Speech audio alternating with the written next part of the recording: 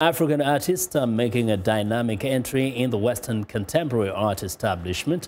Last year, for the first time ever, an art critic born in Nigeria, Okui Enwesor, curated the venerable Venice Biennial in Italy. This year, African artists are the focus of a major art show in New York City.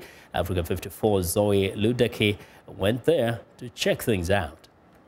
African art and artists from the continent and the diaspora are the focus of a major art show here in New York City, the Armory Show. The exhibit is a venerated New York tradition that for 22 years introduces newcomers to the international art market and solidifies or even enhances the sales record of established artists.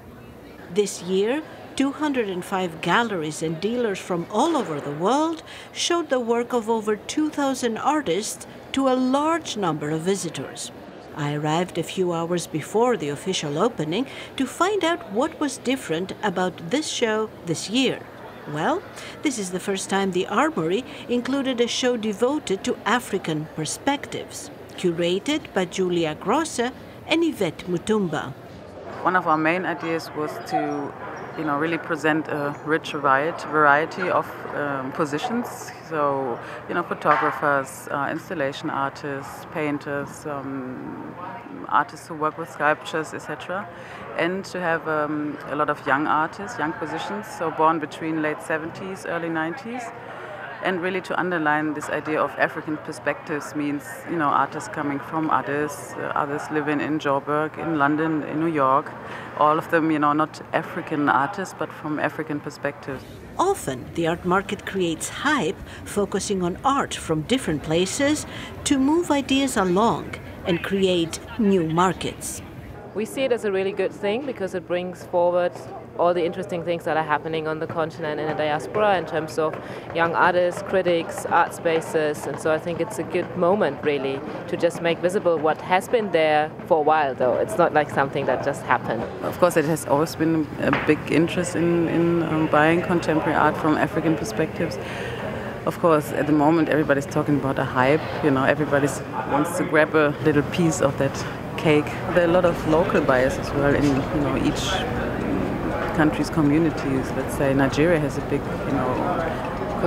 collector scene, and it's not only that, Western collectors fly in and buy the stuff. So a lot of Chinese or Asian collectors are interested in buying art from African perspectives now as well, now that they have, doing business with Africa. Excitement is high for Addis Fine Art, the youngest art gallery in the mix and a first-time participant in the Armory Show. We're showing a solo booth of an artist called Emmanuel Tagana. He's a young painter who lives and works in Addis Ababa. And as you can see, he uses this really bold, colorful aesthetic to talk about social experiences that he's had. Emmanuel Tagana's art talks about racism, often symbolized by the image of a banana. He also uses the image of a razor as a metaphor for hypocrisy in the political system. Well, we're hoping to really showcase artists from Ethiopia. That's the main aim of our gallery, to have a local space and to have an international platform for the artists that we represent. So participating at the Armory Show and in wider other art fairs is a key component to our works. Both Grosse and Yvette Mutumba aspire to make art with an African perspective mainstream, to the point that people think about the art and not necessarily the origin of the creator.